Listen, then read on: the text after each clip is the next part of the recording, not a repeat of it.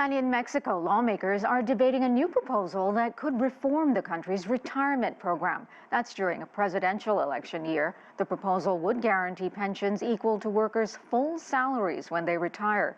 Details on the new proposal from CGTN's Frank Contreras in Mexico City.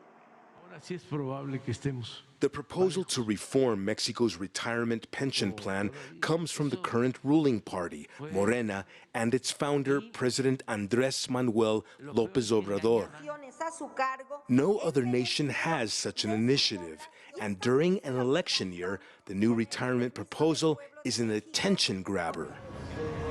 That's because Mexico's workforce is rapidly growing older, and as the cost of living rises, an increasing number of Mexicans are worried about how to finance their retirement. According to the latest census, the number of Mexicans who are 65 years old or older is around 15 million, and that number is expected to double in the next 25 years. 32-year-old Jessica Moreno has been part of Mexico's workforce for 14 years, nearly half her life. Her retirement is more than 30 years away, but it's on her mind. I'm already struggling to pay my day-to-day expenses. When we are elderly, it will be even more complicated because we will not be able to work. So yes, it is something that I need to take into consideration, and yes, it makes me nervous. Mexico's workforce is made up of about 60 million people. They can retire at age 65 if they've worked more than 38 years. But they have no guaranteed pension payment, and there is no government pension program. Since the late 1990s, many Mexicans with formal jobs have been enrolled in a privately financed program. They and their employers contribute to the retirement fund called Afores. The president's proposal would continue the program, but it would add government funds to increase monthly retirement payments. Diego Diaz is an expert on public finances at the Mexican Institute for Competitiveness. He says the main question is how the government would pay for this. Another challenge is finding enough votes to change the Constitution. At this moment, the Morena Party does not have enough votes to pass the measure.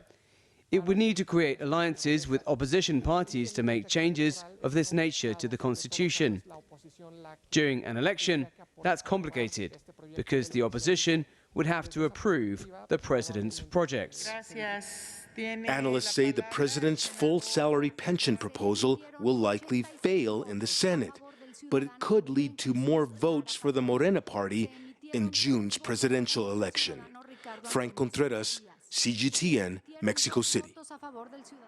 And to further discuss these reforms and their potential ripple effects throughout Latin America, I'm joined by Mariana Campos. She is CEO of Mexico Evalua, a center that focuses on the evaluation and monitoring of government operations. Thanks so much for joining us, Mariana. First of all, if you can just recap, what are the details of Mexico's proposal here? Well, I think it's important to talk a little bit about the context. And, we have different pension systems in Mexico. So the end of these reforms is to increase the replacement rate.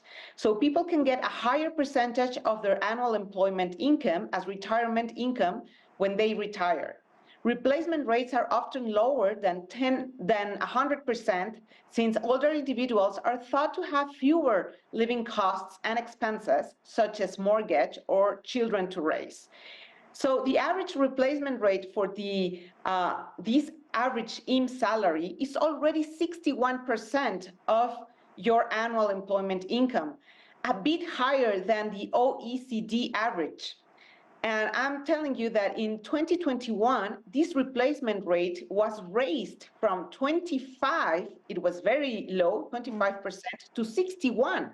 So this is an extra reform done in this administration.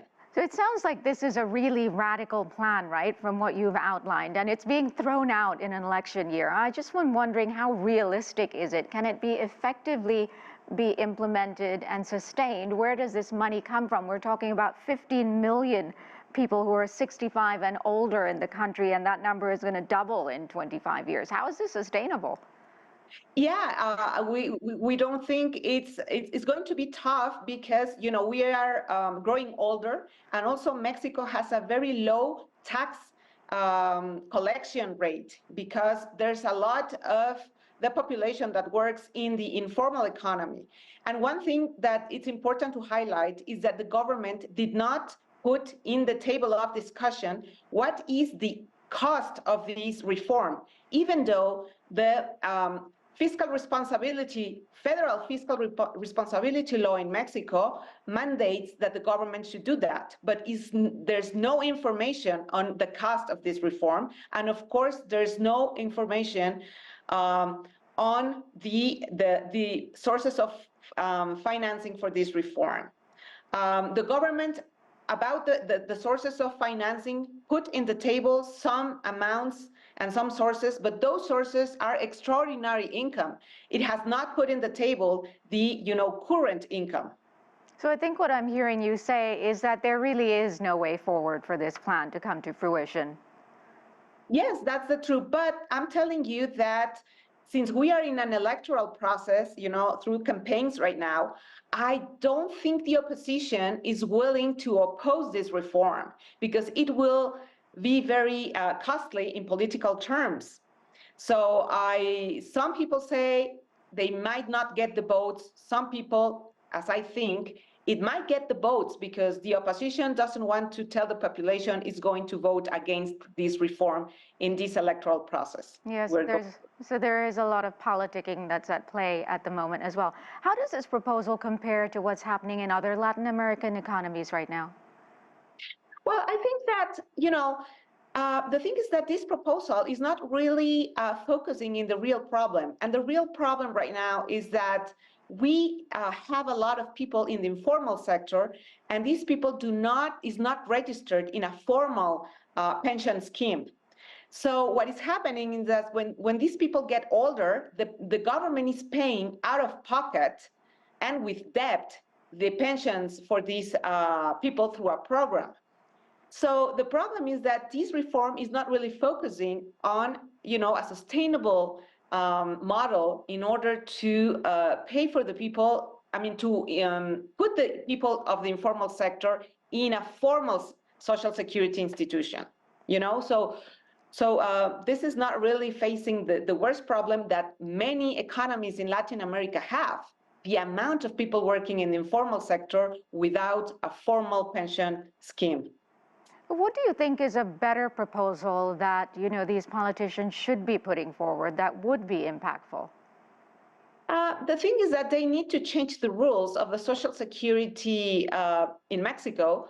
So people that, you know, they don't work for a company and they don't have, you know, a company that pays for their pension, they are not really obligated to pay for and to save for a pension. So the rules have to change in order that everybody has to be registered in a pension system. And the government should put money in that pension fund early in their labor life, you know?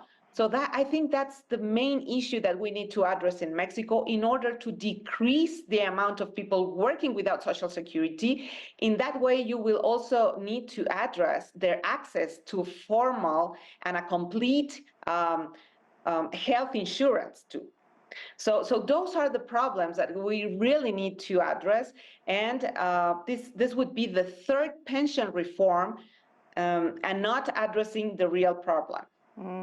Well, it will be very interesting to see what comes of this proposal. We'll have to wait and see. But thank you so much for your time, Mariana Campos. You're welcome.